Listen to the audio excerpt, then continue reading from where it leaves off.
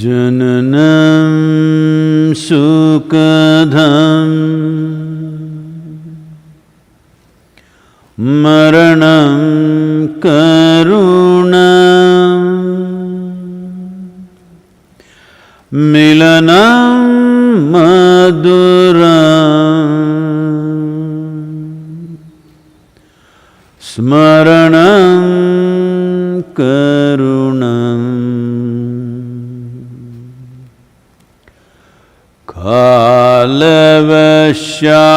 kalavashyadiha sakalam karunam samayadipate akilam karunam.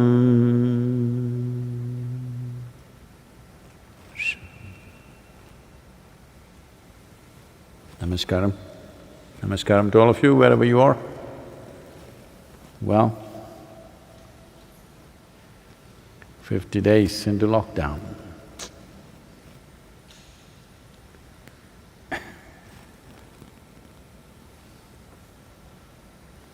Tamil Nadu or the government of Tamil Nadu has extended the lockdown till the end of the month.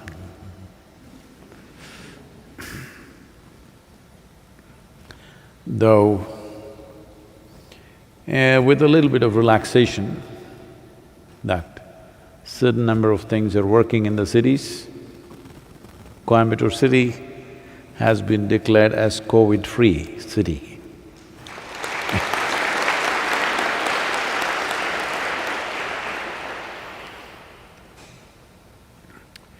Fortunately, more than 80% of all the infections or the COVID infections in the country is restricted only to 30 districts in the country, which is a wonderful thing, that in some way we've managed to contain it.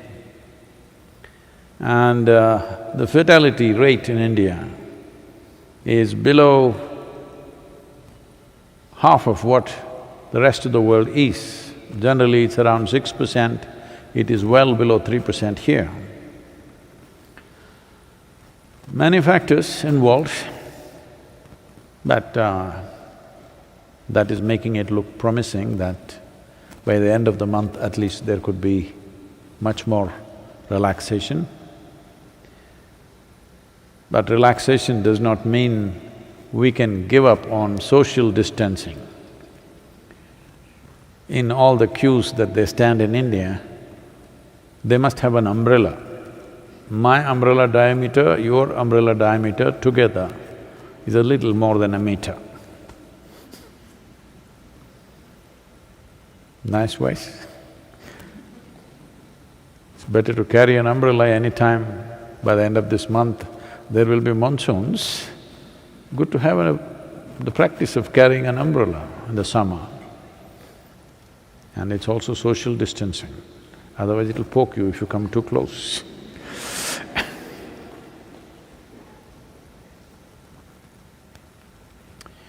Well, I think the death toll in the world has crossed 300,000, still continuing. Many nations have managed to control it. United States still not looking good. That's where we are. So there are many aspects to this, how we need to adjust our life to this. A whole lot of suffering in advance is happening with people. As usual, I'm saying. They start suffering things which are yet to happen. When it happens, it will have something upon us, can't help it. But people start suffering in advance because a lot of people think it's their right to suffer. Of course, it's your right to suffer, it's right to die. All these rights are there. It's just that if you're a sensible human being, you will not exercise those rights. If you value life, you will not exercise those rights. There are other kinds of rights that you must exercise. Right now, you saw the mess of opening the alcohol vents in the country. People went crazy, now they're all getting home delivery. So a certain segment of the country's population is in coma.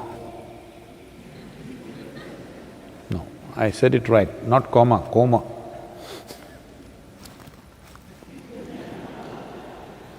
Domestic violence has come down. But when they wake up and there is no next drink, then again domestic violence will go up. If you look at the world, the way we have allowed it to go, Or if you want to claim responsibility for it, the way we have structured it, the value of the entire food production or agricultural production in the world is $3.7 trillion. But just the alcohol is $1.6 trillion. Drugs and tobacco put together is another $1.2 trillion. So together you have $2.8 trillion worth of alcohol, tobacco and drugs. I'm not talking about pharmaceuticals, I'm talking about drugs. You understand, right?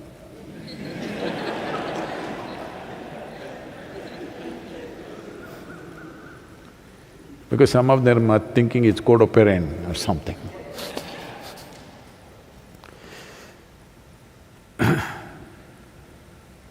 So, this is the way we've allowed the world to go, or this is the way we have structured it.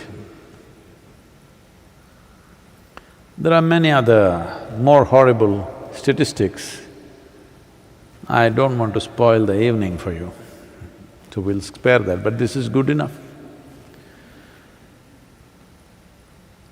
$2.8 trillion worth of alcohol, tobacco and hallucinogenic drugs and $3.7 trillion worth of food. So, we are eating… I think in a little while, this will overtake the food. It looks like that. So now people are worried, post-COVID, what do I do? Post-lockdown, what do I do? Will I have a job? Will I have a business? Will I do this? Will I do that? Yes, it is an economic concern. But being human beings, we will find a way. Will it be easy? No. Will it be very difficult? No. Oh, Sadhguru, you're talking in contradictory stuff. Yes and no for the same thing. It will be very difficult if you are set in concrete. Your mind is set in concrete, your emotions are set in concrete, your physical comforts are set in concrete. If you have to do something little different, it will hurt immensely. If you're flexible, it's going to be very different, but need not necessarily be very difficult. In yoga, I think it's Krishna who said this, said, yogastaha kuru karmani. First establish yourself in yoga and then act. If this one thing if you had done, action, how will we do? As the situation demands. But my way of being is not determined by what I do, so what does it matter? What is needed is what I will do. Well, we are concerned about those people who may move into starvation mode. Right now, the government of India, like almost every other national government in the world, has come up with an economic package which is trying to reach maximum number of people, a massive package. But still, of course, there will be people who'll be clueless how to benefit from this. So that is where society comes in, that is where all of us come in, that we can step up and do something. Well, our wonderful volunteers are doing a fantastic job out there in the rural Tamil Nadu.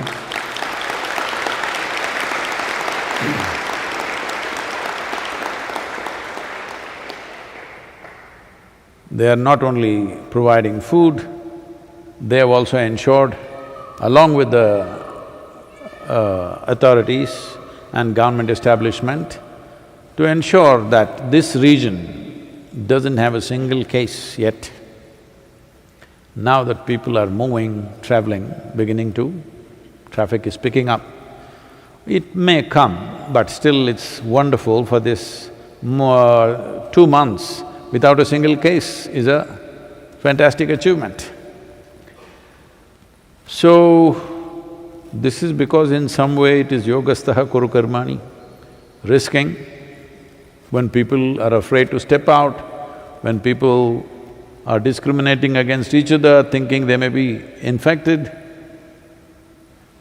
well, our volunteers are out like many other doctors, nurses, police. Unfortunately, a whole lot of them, when I say a whole lot of them, a few hundred police personnel, government officials, doctors and nurses have died in the world, unfortunately, in the last 2 months.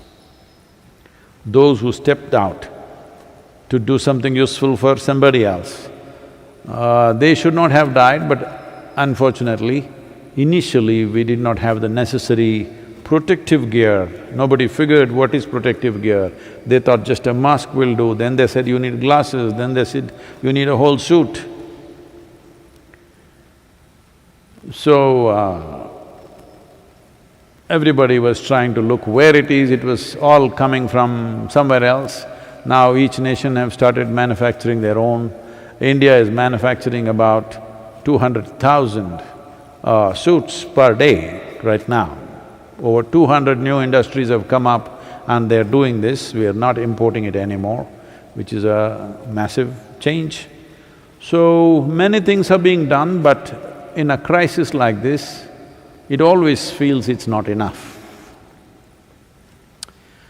So, what do we do? What does everybody else do in this world? Establish yourself in yoga and then act. So, Sadhguru, should I be in a yogic posture and then act? When you are in a yogic posture, you must just stay there. You should not act. We are talking about yoga, not yogasana. Establishing yourself in yoga means you have some sense of unity with the world around you. When you see other life, you reverberate in some way. Maybe you're not absolutely one, but in some way, a little bit. That means your little taste of yoga is happening, union. Yoga means union. Little union is happening. You're not going around like a rock. Why should I insult a rock? They are so beautiful.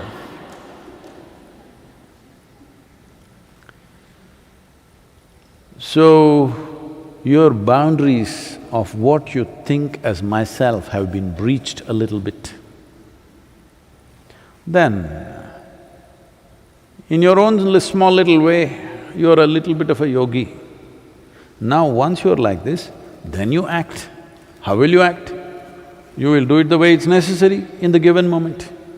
Right now, everybody is asking what to do after post-COVID.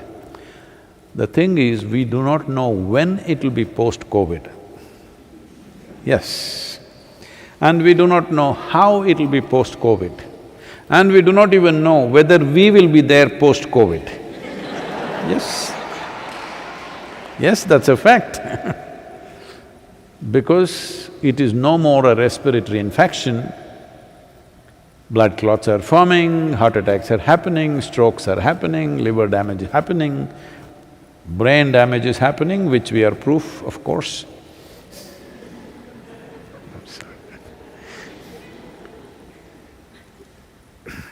That was a joke aimed at a few people here.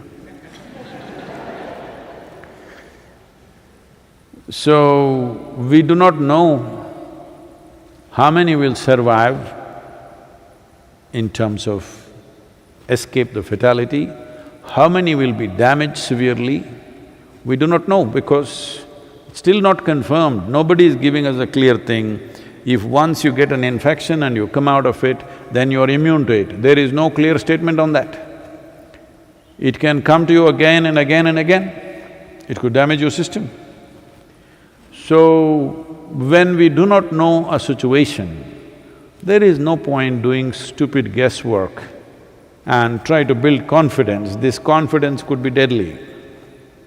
It's best to be conscious, cautious and precautious with action.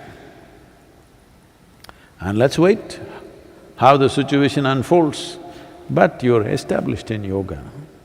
Whichever way the situation comes, we'll do our best in the given situation. Even now that's what we're doing. This is not a perfect situation. Everybody was complaining about this 2 months ago. Now suddenly they think now is perfect, post-COVID it's going to be really bad. This happened.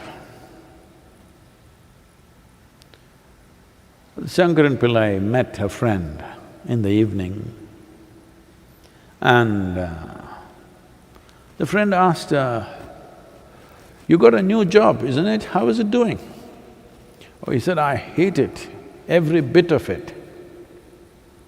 How long you been working? 3 months. Then why are you sticking on? Why don't you just get out of it if you don't like it?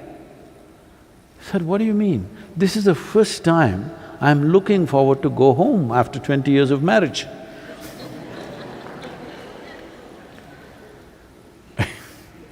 Right now, there are many people raring to go to work.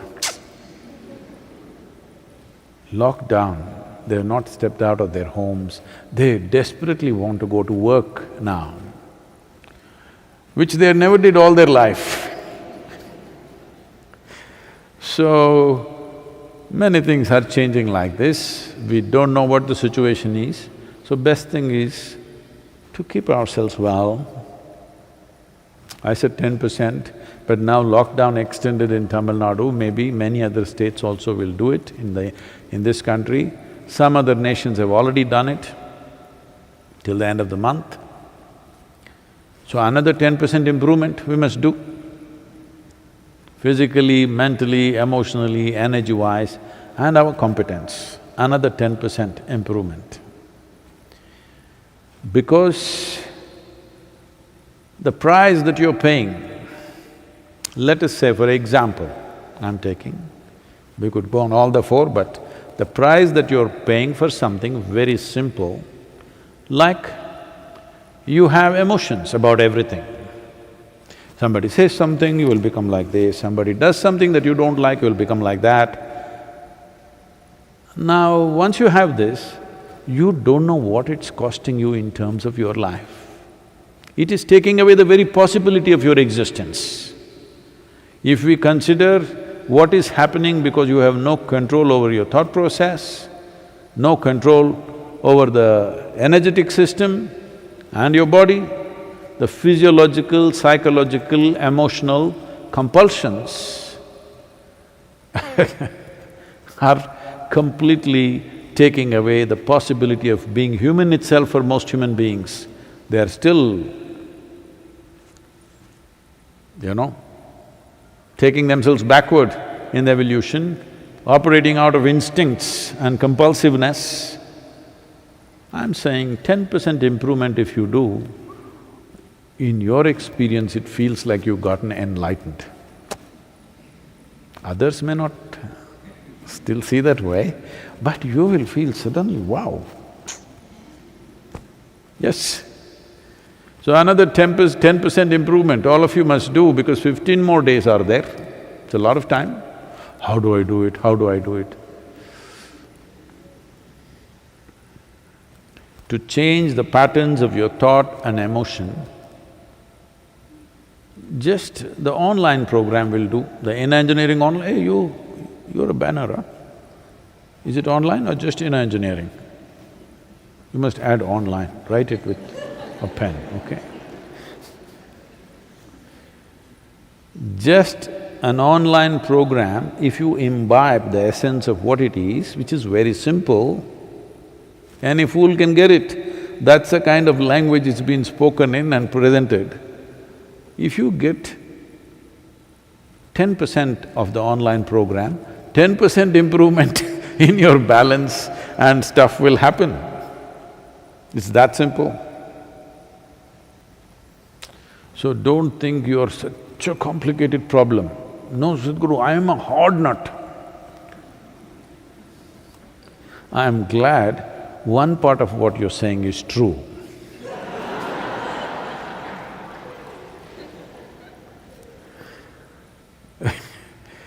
Hard part is not true, the other one is true. I appreciate your effort to be at least 50% honest. This happened. There was a guru, I think this incident is some 170, 180 years ago, on the banks of Narmada. So the guru, as you know, this has been a part of this culture, you always take a dip. In a tropical country, one great pleasure in the morning is to go and dip in the river, which you cannot do in cold countries. So in India, going and taking a dip in the river is one great pleasure. Every day morning, most people had their morning bath only by going into the river. So the guru went there and a disciple went with him because of clothes. So the guru got into the river, had a dip and about to turn back, then he saw a scorpion was floating desperately on the water. It's a reptile, it's not a swimming creature, but somehow has fallen into the river and being washed away. So it doesn't matter what you think about the scorpion, scorpion thinks it is a great life. I think many of you are Scorpios by whatever that… what do you call that? The zodiac signs. So other people may think you are a venomous nonsense, but you know you are very nice. So scorpion obviously thinks he is great. You see how he walks, obviously he thinks he's very handsome and wonderful.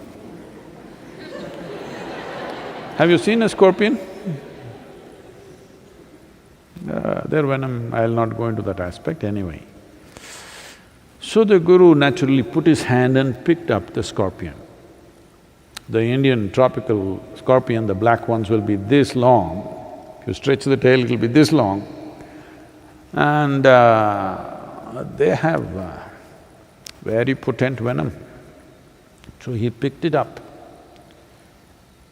with both his hands.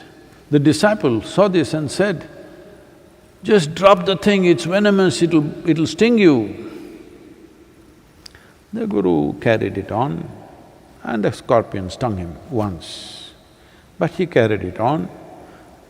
By now, the disciple was freaking, "I told you it will sting you, it's poisonous, what are you doing?"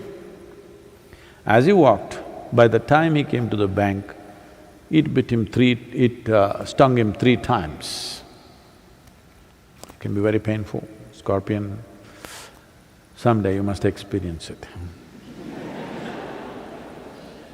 No, I'm only trying to share my life with you. I have been stung by all kinds of things, I thought you must also experience it. So, then he came to the banks and let it go and it ran away. Happy, it found its way out. Because a scorpion which is floating in the river can't figure which side is the bank, it doesn't have the means. So the disciple said, "What is the matter with you? I told you it will sting, 3 times it stung you, it'll become… it's venomous, it's going to do this, it's going to do that." So the guru said, "Just relax now. The scorpion is doing what it knows best. I'm doing what I know best. He's acting according to his quality, I'm acting according to my quality. This is it. You just relax and you are acting according to your quality."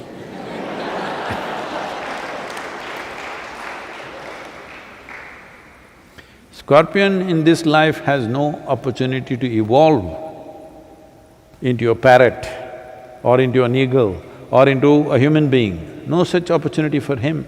So he will go and do his stuff. You, possible that in these 15 days, 10% improvement you can do. Yes. So, you just have to do this is a great opportunity. Well, but Sadhguru, my business, my employment, all that will come. When it comes, we'll see. We don't know whether we'll have employment or we also have to go sit somewhere, some other foundation will come and give us food. Yes, I'm telling you, we are offering food to thousands of people, not out of magnanimity, simply humanity, that's all. So tomorrow if we don't have food, maybe there is some other foundation will come and give us food, we will take it and happily eat it. I will. Hello? Oh, all my life I have mostly eaten in other people's homes, all right? Thanks to all of them that I'm well-fed. Yes? So, how situation is going to be, how bad or good it is going to be, we don't know. We don't have to paint a picture that we don't know anything about yet. But the important thing is to be geared in such a way, whatever the damn picture, you will be a good part of that picture. That much we can do. Huh? We can do that much, and that's all you can do, you must know this. This generation of people have lived in too much comfort, they don't know what it is. In a few countries, unfortunately, they are going through terrible things. But largely, most part of the world has lived in too much comfort. If you… suppose we take away all your phones, cell phones, and we will put a few black phones, lots of them, all around the yoga center. You just have to stand there, you have to do 10-digit number every time. Oh, you will freak because you're used to… all right? But we all lived like that. Only now we have these phones. I used to make 50, 100 calls in a day, my finger would be hurting. This is the only finger that goes in, little finger is too weak to do that. These two won't go into that black phone. By the time I make 60, 70, 80 calls, even my finger would be hurting. I'm saying, as technology and comforts come, human beings are becoming too,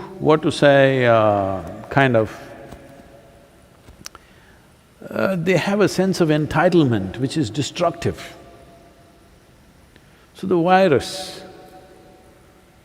it may not have that intention, but we can treat the virus as our guru. I told you, you must see Sadhguru in everything. Yes. Because if you don't learn from this, then when will you learn? The virus has no intention of teaching you anything, it just wants to live, but unfortunately you die too quickly. But Indians are not, they're providing good habitat for them. So, here is the opportunity that every one of us strive. Just imagine a world, if every human being on this planet is 10% better in the next 15 days. What a beautiful world, How many problems are gone?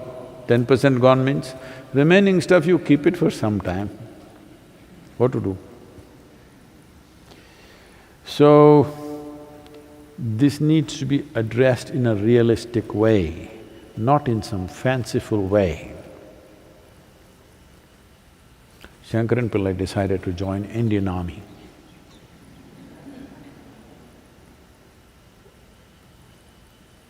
Indian Army would have preferred that he joins the Pakistani Army.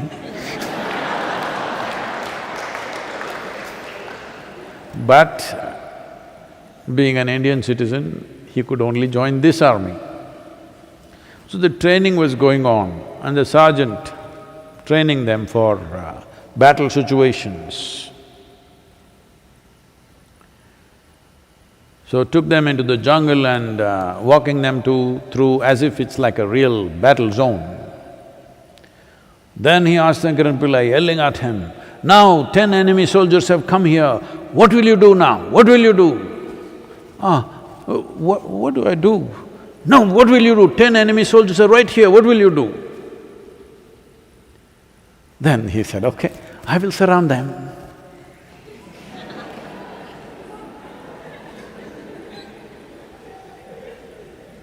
So, you still do not know the nature of the situation we are getting into. Either you can… people think they must talk positively or negatively. Some people paint a dirty picture of a terrible,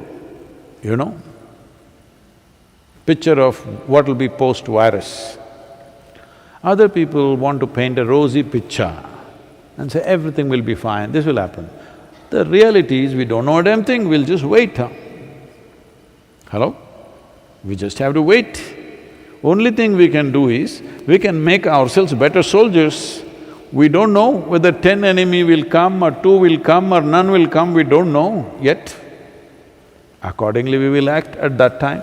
Right now the only thing is, make ourselves into real wonderful soldiers.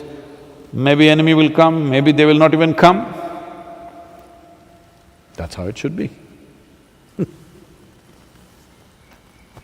This question is from Vishwesh. Namaskaram Sadhguru. In these past few months, while coronavirus has been hitting the headlines, there has been a quite disaster of much larger proportions unfolding in India and the world. This is in terms of water shortages and the deterioration of ecology and landscape. How do we address the many problems related to this?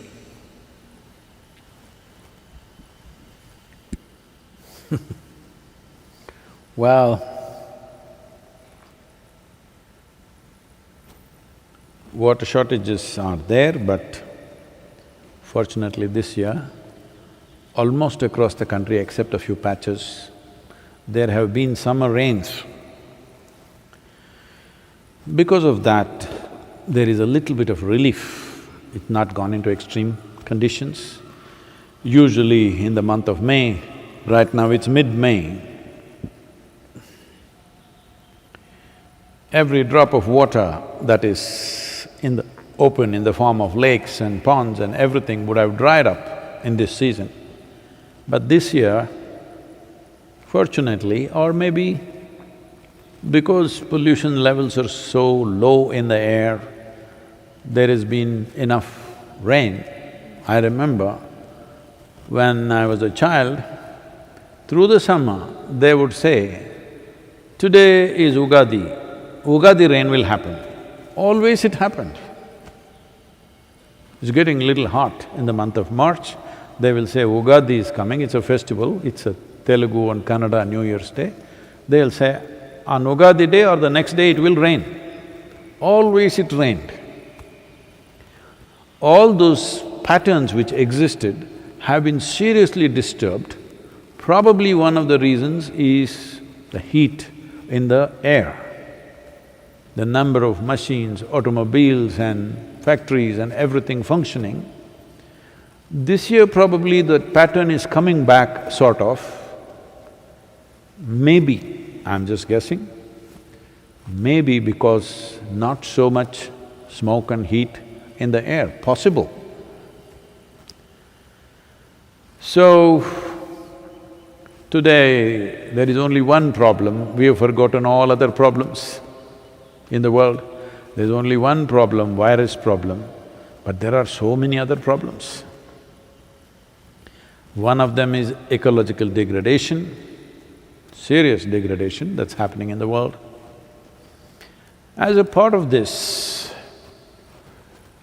whether it's economic degradation or virus today or another pandemic after 10 years or whatever, in case whatever happens, one important thing is, we've been talking about this for over 20 years, I have been talking about it, that is at least 30% of the human diet should come from trees. If 30% of human diet becomes fruit, Well, this is a wild guess. Probably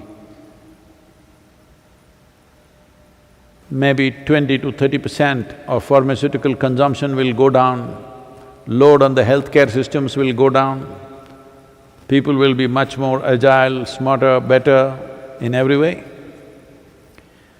But we have not invested in that enough. It's beginning to happen, but not enough. In the West, like in Europe, America, there's lots of fruit, but with almost nothing in it. Because it's grown in such a way, it is engineered in such a way, that fruit it's better not to eat it. This is a country, being a tropical nation, from Kanyakumari to Kashmir, every kind of fruit that you can imagine. Unfortunately, most of them have gone out of the market, many traditional fruits in this country, which are super healthy for people to consume, has gone out, we need to bring it back. Today fruit means everybody thinks apple, banana and one more thing and one more thing. No, tropical nation has hundreds of fruits to be eaten in every season. We need to bring it back. This is a food security for future. If you are growing only this, right now the pandemic is hitting you. Let us say some virus or something came to the agriculture. The crops didn't happen this year. What will you do? Or rains didn't happen this year, no water. What do? A certain amount of food should be a long-term crop, not a 3-month, 4-month crop.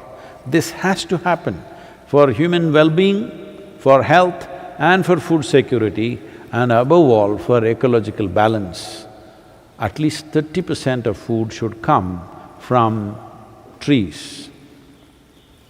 This will also prevent migration. Right now in India, one word that is going around is migrant labor, migrant labor, migrant labor, all the horrible things that are happening to them and many things being recorded, videos of pathetic conditions and people traveling in very, very difficult situations.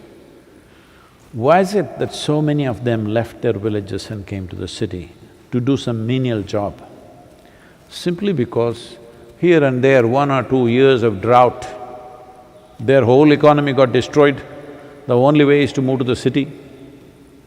If they had even 2 acres of land, which is the average in this country, and if at least 150 trees were there which were yielding something, either timber trees or fruit trees, would they leave their village and go away?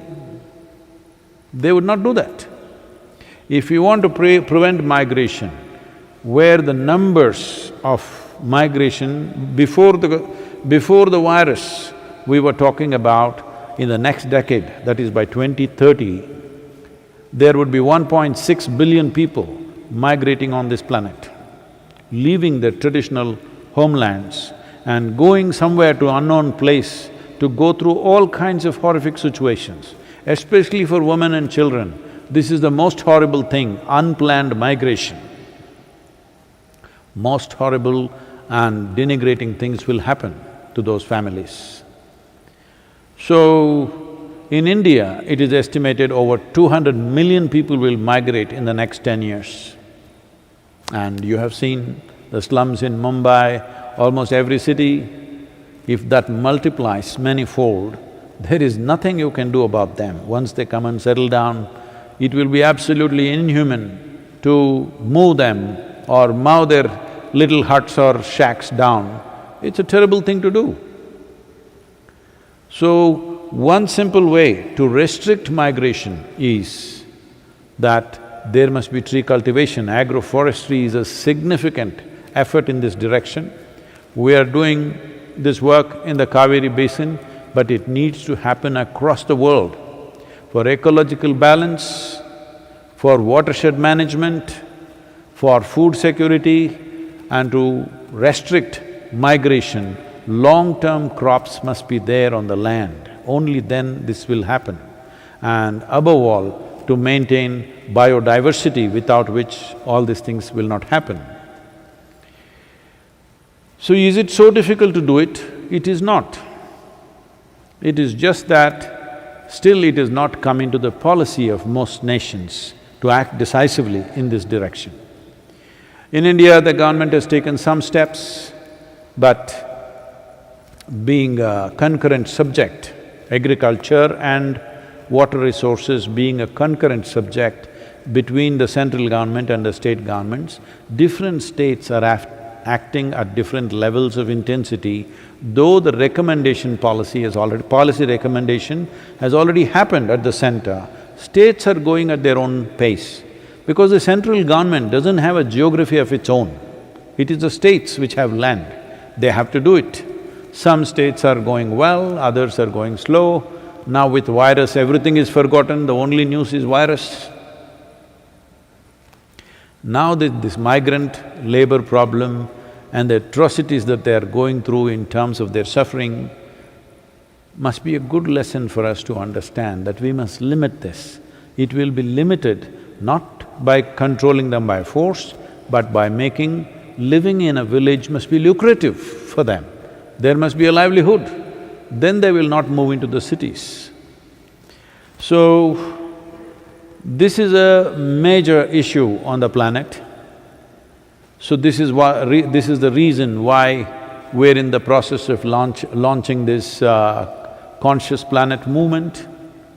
The basic idea behind this is 60% of the franchise, 60% of the population which holds franchise, which has the power to elect governments, which amounts to about 3 billion people, must become conscious of this. And we want to make sure every political party, the top 3 political parties in the country which could get elected, we want to make sure in their manifestos, election manifestos, if not number 1 item, at least number 2 item must be ecological concerns. If we do this, in another 10-15 years, budgets will get invested, serious budgets, and government machinery will get invested and it will start moving that way. Because these things cannot be done overnight. These things have to be pushed and pushed and pushed so that slowly it moves in that direction. Policy change must happen. Policies may go unimplemented, but it doesn't matter. First, policy change should happen. Only if it's there in the policy can you put pressure on the governments. If it's not there in the policy, you have no business to put pressure on the government because it's not a part of their policy. So first thing is policy. Policy changes must happen for every latitudinal region in terms of equatorial, tropical, subtropical and temperate regions. We have different prescription as to what should happen there. 5 simple things that must happen. Every citizen must be aware of it, that's what we are looking at. But with this virus, the events that we were planning have to be put off quite indefinitely. So we are looking at alternate ways of doing this.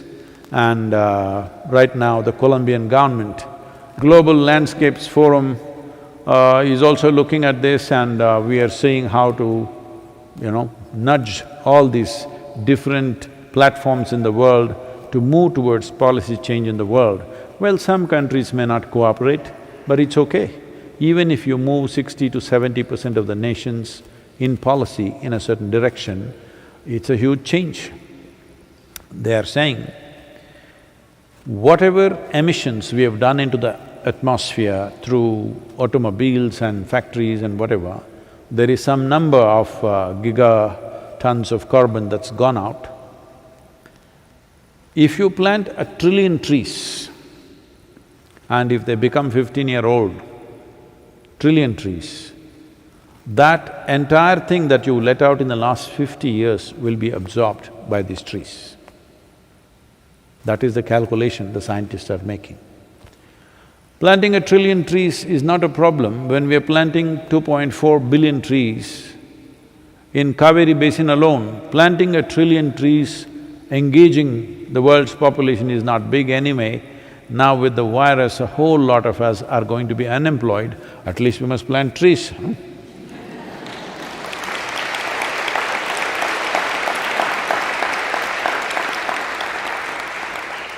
So even I'm unemployed. So we definitely have to use this opportunity. If we cannot keep the economy on full throttle, at least we must do ecological restructuring. This is the best time to do it. Economy is going slow, we can as well do ecological restructuring to whatever extent we can. There are many things to be done, not just the planting of trees, but bringing the world's soil under shade is a very, very important aspect.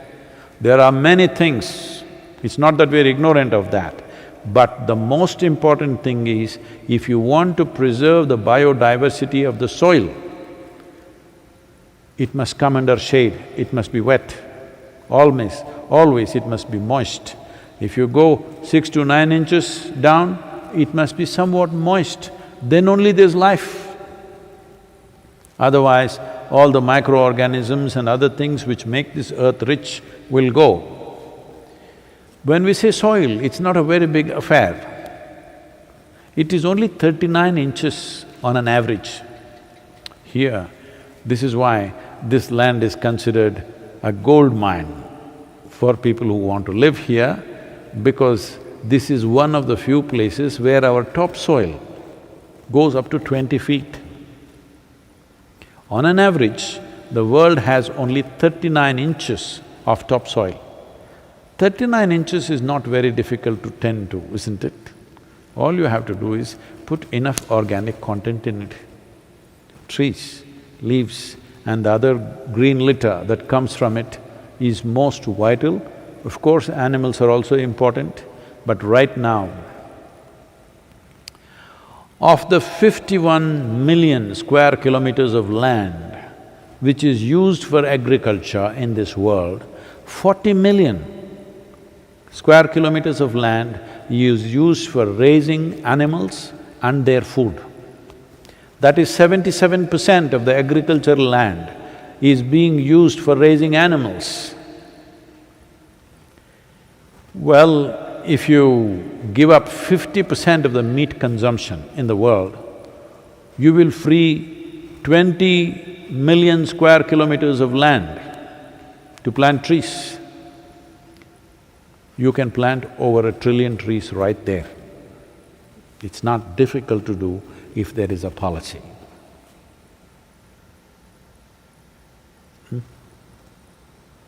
Next question is from Himani.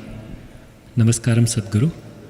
As someone who makes art, I want to know if my art can support me in going beyond my tendencies. Hey, who is this competition, huh?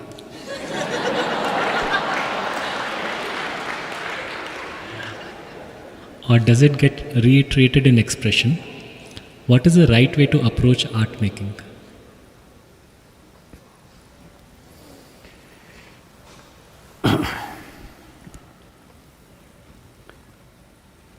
Just now, today, they delivered a dozen canvas frames to me because I'm supposed to be painting in the next few days. So here was competition.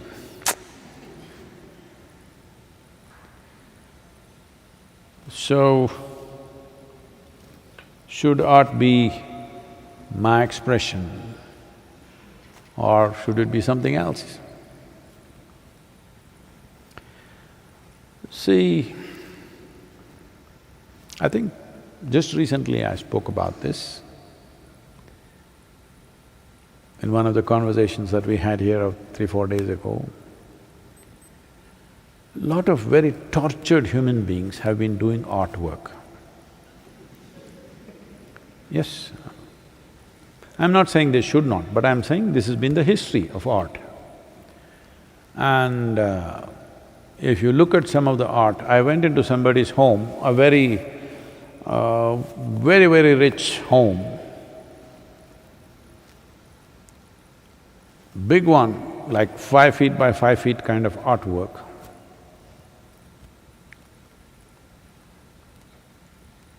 And there were some paint strokes at the back without any particular purpose, like this, like that, different colors. And there were over 200 this big I'm telling you, it's this big, clearly over 7 inches long, thick nails, just hammered randomly. So I walked into the house and as you enter, on the right side, this thing was there. I said, what are these nails and this stuff? No, it's an expression.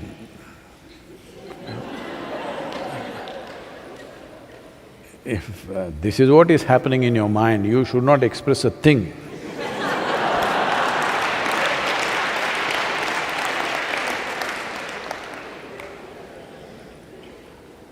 Should a human being not find expression to some struggles that they're having within themselves,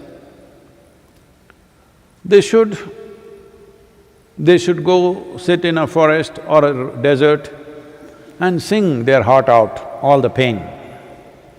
But you should not spill it on the society. They got enough troubles already. If you have something positive, something wonderful to say, yes. Or if you're depicting maybe some struggles of the society itself, okay. But your nonsense, at least this is my way of looking at life. If ever some nonsense comes up in me, I think it's my business never to spill it on anybody. So, you got little, not that virus, some other little, and you feel like spitting. Spit on somebody, is it? Hello? When you cough, this is a dry cough, this virus doesn't give you phlegm. You have some phlegm. So because this is your expression right now, you spit on this guy who is sitting here? What kind of expression is that? So whether it is phlegm from your throat or phlegm from your mind, in my opinion, they're the same things. So should art be an expression of what's happening within you? If what's happening within you is so beautiful, please do it. Otherwise, art is generally a little reflection of creation.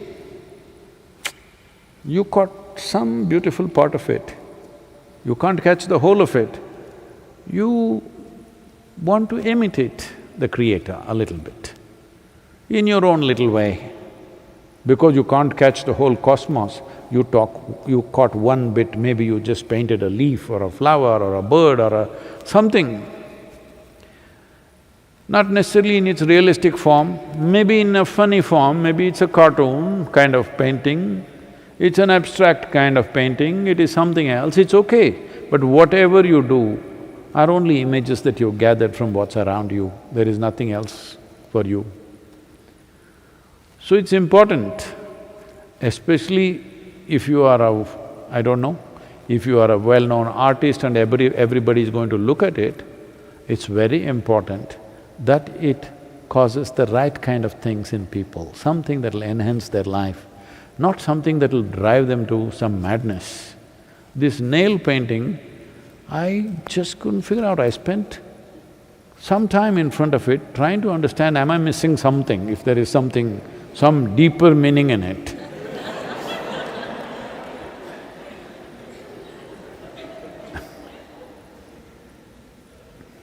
So,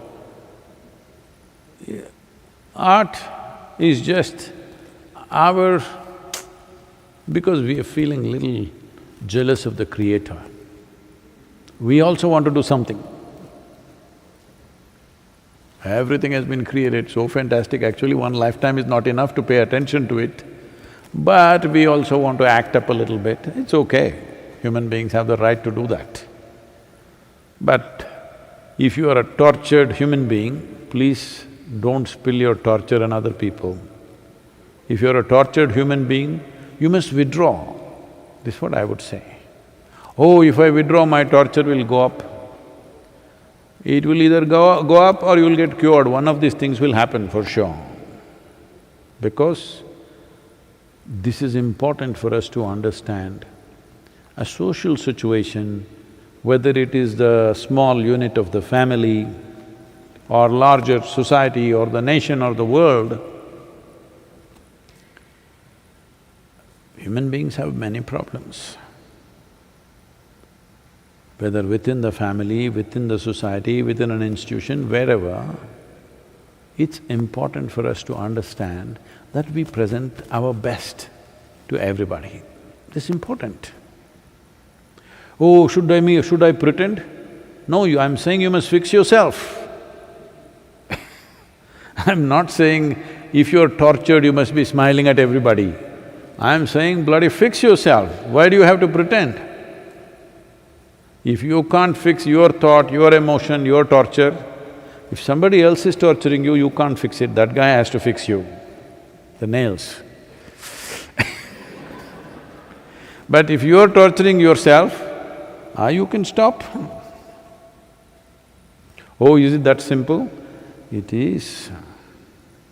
Why do you think I'm wasting my life on you teaching this inner engineering all over the place? Because I thought you'll bloody fix yourself. It has everything to fix yourself. Because, should I talk about my torture? Should I?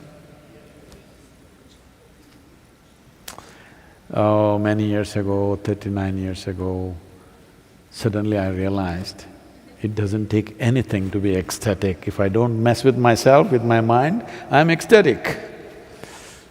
Then I thought within 2.5 years I'll turn the entire world ecstatic.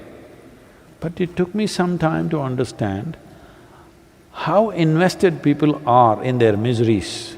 They're carrying their bloody misery like their wealth. To make them understand that your misery is not wealth, it's filth. So don't enshrine that in artwork, your filth. Don't keep throwing it on other people, your filth. Your misery is your filth, whether you like it or not. I know cinema, art, this, that might have eulogized suffering. Religions have eulogized suffering in a big way. This happened. Shankaran Pillai and his wife were driving Ford Mustang. They were living in Texas. They bought a Ford Mustang, 600 bhp, and it's quick and it doesn't have the controls of a Ferrari. Am I saying making a mistake? I have to…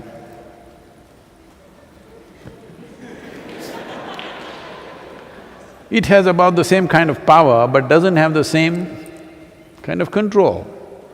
So Shankaran Pillai wanting to impress his wife, made it roar. Before they went into the top gear, they reached heaven.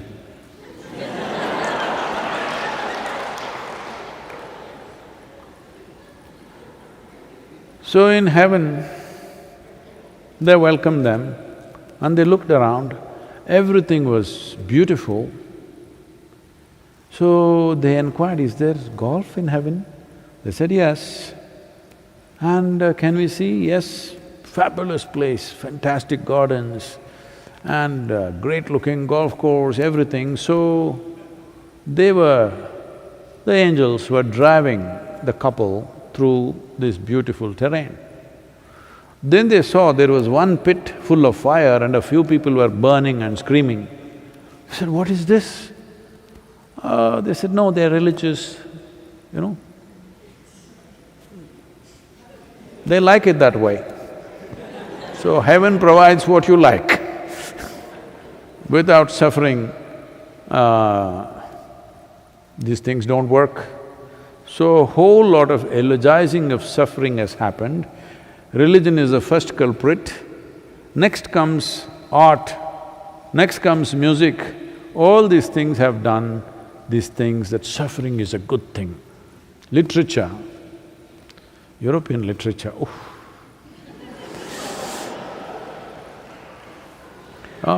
intellectually it's wonderful. I've gone through all that, Dostoevsky, Tolstoy and Camus and Kafka. What suffering! Unbelievable suffering. Somehow eulogizing suffering, that suffering is the only way you can be profound. See, this is the truth with most human beings. Pain is the most profound thing in their life. Joy is not so profound, love is not so profound, they've never tasted profoundness of ecstasy. Pain is the most profound thing. If you don't understand what I am saying, take a pin and just poke yourself. You know, it's very deep, just a pinprick.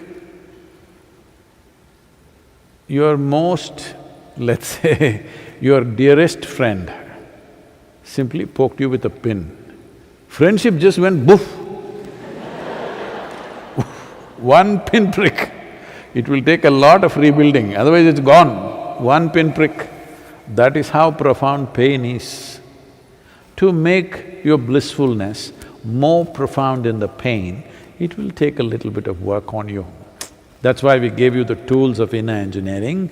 If every day… No, I know you're… On the darshan day, maybe you're doing some practice and coming and sitting in front of me. If every day, all dimensions of what inner engineering is, if it's in practice every moment of your life, then you will know profoundness of ecstasy which is way beyond pain, way beyond. That is why the man will allow the scorpion to sting. Not that there's no pain, scorpion gives you, oof, your whole nervous system will go crazy if a scorpion venom enters you. But when your ecstasy is deeper than that, it's just one more thing. So that needs some work. Till that happens, I would say, let your art not be an expression, let it be an appreciation of some aspect of nature, people, whatever. You may not like it, many artists may not like it, just my opinion, but I am also an artist, I can have an opinion.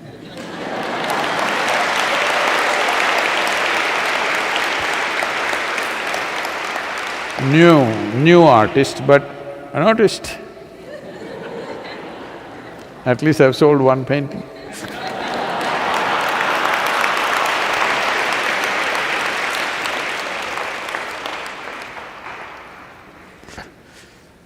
You will see many more. Are we done? I'm sorry, it's time. What's that? One question, we'll finish. This question is from Himanshu. Namaskaram Sadhguru. You often say yogaratoa, bhogaratoa. I want to know what the bhogi can… how the bhogi can attain. Oh.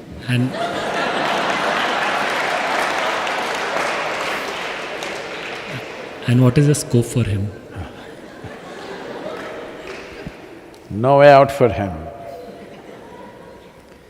We said yoga and bhoga. We did not say yogi and bhogi. Yogi means one who is established in yoga. Bhogi means one who is established in bhoga. Is there a way out for him? No way out for him. This happened.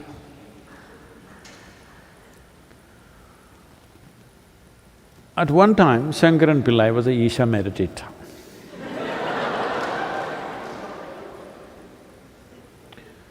So he was diligently meditating, then he got married. He's been meditating for over 15 years. Now he got married. The wife had a policy.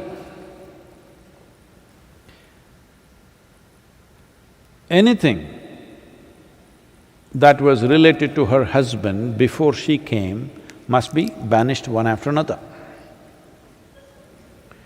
So all his friends, one by one, they were dumped. Some old college crush dumped. Of course, the mother-in-law dumped.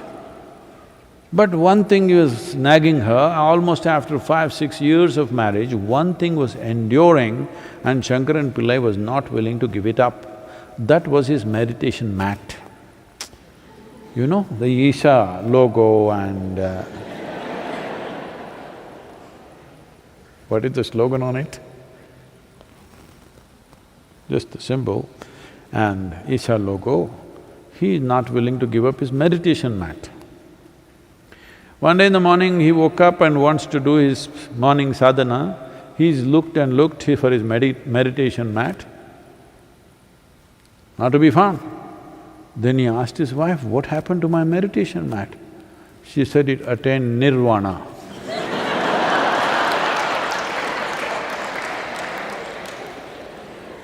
Well, he was supposed to attain, but… So, a bogey, an established bogey, no way out. Yoga ratova, boga ratova is different. Yogi bogi are two different identities. So you're identified with that which entangles you, and then you say, how will I get liberated? Well, the mat may do it.